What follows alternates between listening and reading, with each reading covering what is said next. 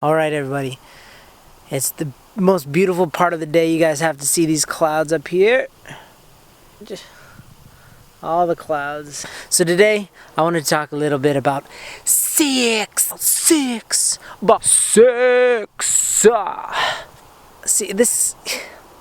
sex is one of the most misunderstood and misused things in all of history. No matter what you think you know about sex, you might have had sex, you might have watched sex or what you think is sex on TV or on, in porn, or maybe you're peeping Tom and you've been watching it from a tree. And guess what? None of that is real sex. None of it is real sex. Because a lot of what people assume is sex is just there as an otter. Holy crap, hold on.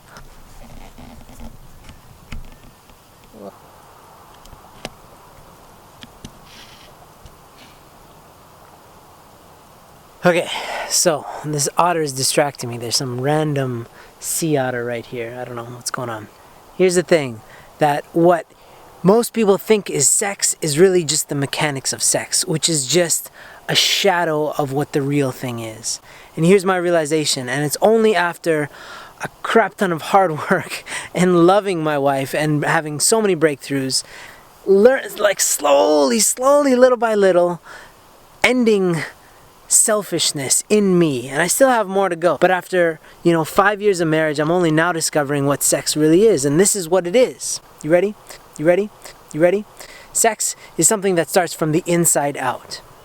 And here's what pornography does to you. It causes you to think that it's just the outside, it's just the mechanics, it's just thinking that somebody's attractive and wanting to bone them or do them or whatever you say.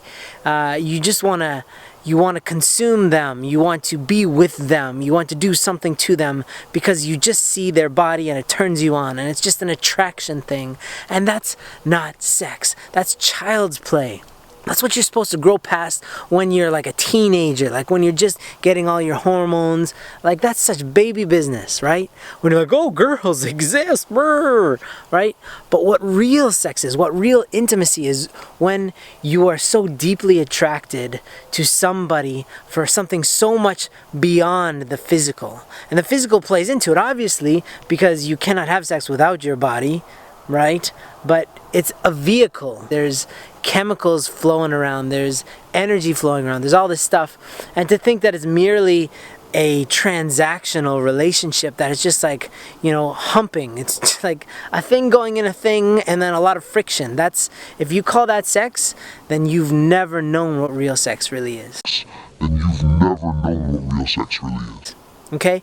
And you will never know sex unless your heart is involved, unless there's commitment involved, because it's something that needs to grow over time. True sex is discovered, it's not had, it's not given.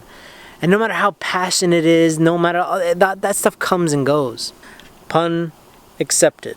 But I've met couples literally in their late 70s who are very vocal about how much sex they're having and how great it is.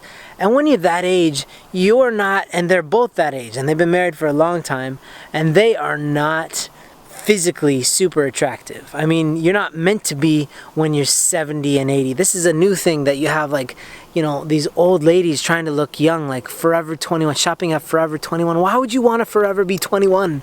For God's sakes, why would you want to be 21 forever? It only gets better with time. But we get obsessed when we get plastic surgery to look like we're 13 years old. Like, I saw this old lady. I have no idea how old she was, because she was hiding it with all sorts of surgery. She got her lips poofed up and all this stuff. And I don't mean to insult you if that's your plight, but what I'm saying is the physical nature of a human being, the skin of a human, is so shallow, literally, but also if that's your focus, then you will never get to experience the real thing.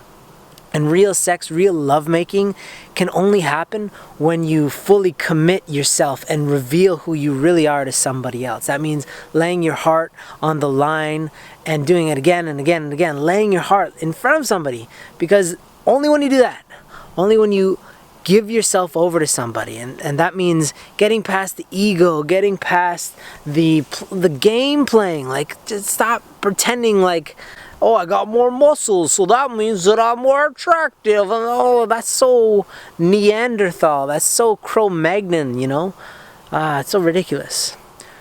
true attraction, I'm telling you. And now my wife and I, like, it's only growing. We're only gaining momentum in terms of our emotional relationship, but that contributes to the physical relationship, because sex is something that I can only enjoy with her if we're on the same page, if our minds are together, our hearts are together, and then our bodies come together, not the other way around. If our minds are together, our hearts are together, and then our bodies come together, not the other way around.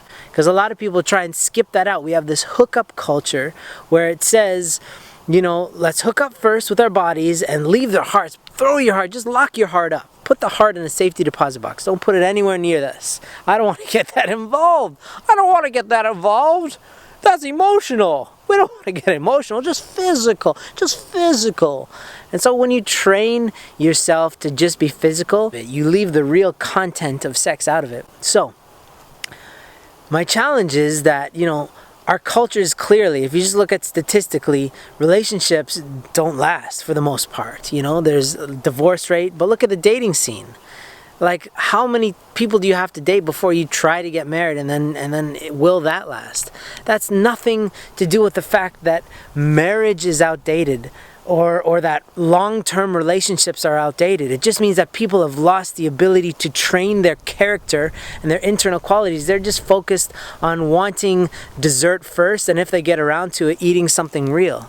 But the real thing, the real relationship, is getting to know somebody and learning how to care about somebody the way that they need to be cared for. And being humble and being giving and being serving, this kind of stuff, that's foreplay. Foreplay is not kissing on the neck and all that. That's all physical. Foreplay starts at breakfast when you tell your wife how amazing she is. It's at lunch when you give her a hug and you say, I'm nothing without you. I need you. I love you. And it's dinner when you made dinner, when you've gotten her flowers, when you've showed her, you've given her a massage, and when you've tucked the kids in at night. All this, that's real love. The physical, the romantic stuff, all that stuff, that's great. But it's all predicated. It should be predicated upon real servitude, real relationships, real rapport. Intimacy is not physical. Intimacy that's part of it sometimes for some people, some relationships. But true intimacy is just when two hearts come together as one. When you can be your authentic self. And without that, it's all just pretend. It's all make-believe. So people, you know, they get nice shirts, they get nice cars, they get all these things, which is all just a masquerade, trying to avoid the heart of the matter, which is the heart itself. So sex, what is it? It's something from the inside out. And if you start from the outside, most likely you won't be able to get in. You won't be able to feel somebody. And so you're just having this weird external relationship that has nothing to do with anything that will last or will contribute to lasting love in your life. So if that's something you seek, if it's not, if you just want to have vacuous relationships where you just hop from one person to the next pretending you're somebody, and whenever they get close to you, you push them away and go to the next person. If you want that, go for it. But if you want something real, if you want something that lasts forever and ever and ever and ever, then it starts by doing the hard work. You don't get abs by eating dessert for breakfast, lunch, and dinner. Period. And emotionally, spiritually, you're not going to get anywhere if you avoid doing the hard work of getting to know yourself and getting to know people and serving them and loving them. Period. Aye.